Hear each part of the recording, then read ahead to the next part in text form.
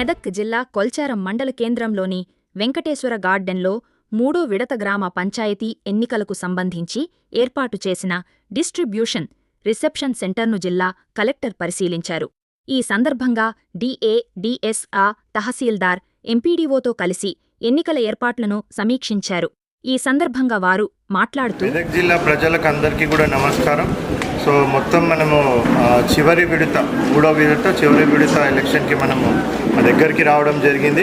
మరి జిల్లా వ్యాప్తంగా చూస్తే కూడా 7 మండలాలలో సుమారుగా 161 సర్పంచ్ పోస్టులకు 1220 వార్డు మెంబర్ల పోస్టులకు కూడా ఎలక్షన్ జరుగుతూ ఉంది. మరి దీనికి సంబంధించి అన్ని ఏర్పాట్లు కూడా పూర్తి చేయడం జరిగింది.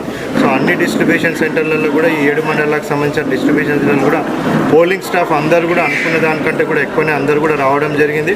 మరి వాళ్ళందరూ కూడా ఆ పోలింగ్ స్టేషన్స్లోకి బయలుదేరడం కూడా జరిగింది.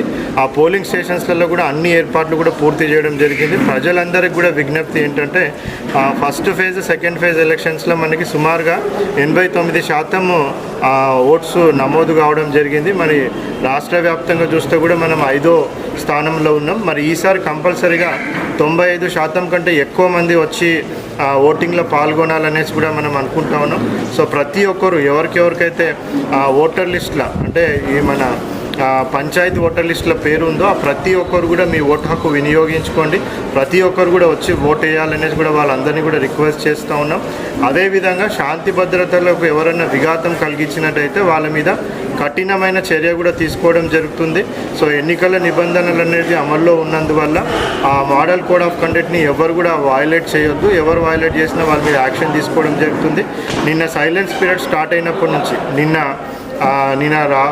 ఈవినింగ్ 5 o'clock నుంచి 18th రోజు మార్నింగ్ 10 AM వరకు కూడా మనకి 144 సెక్షన్ అంటే పాత 144 సెక్షన్, కొత్త BNSS చట్టం ప్రకారం 163 సెక్షన్ అన్ని గ్రామ పంచాయతీల ఈ 7 మండలాలకు సంబంధించిన అన్ని గ్రామ పంచాయతీల అమల్లోకి ఉంటుంది.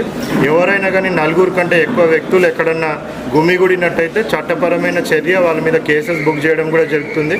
కౌంటింగ్ సెంటర్లలో కానీ, పోలింగ్ స్టేషన్ దగ్గరలో కానీ, గ్రామ పంచాయతీలో ఎక్కడ కూడా కానీ ఎక్కువ మంది గుమిగూడినట్టయితే మనం 163 BNSS చట్టంని ఉల్లంఘించిన వారిపైన చట్టరీతమైన చర్య తీసుకోవడం జరుగుతుంది.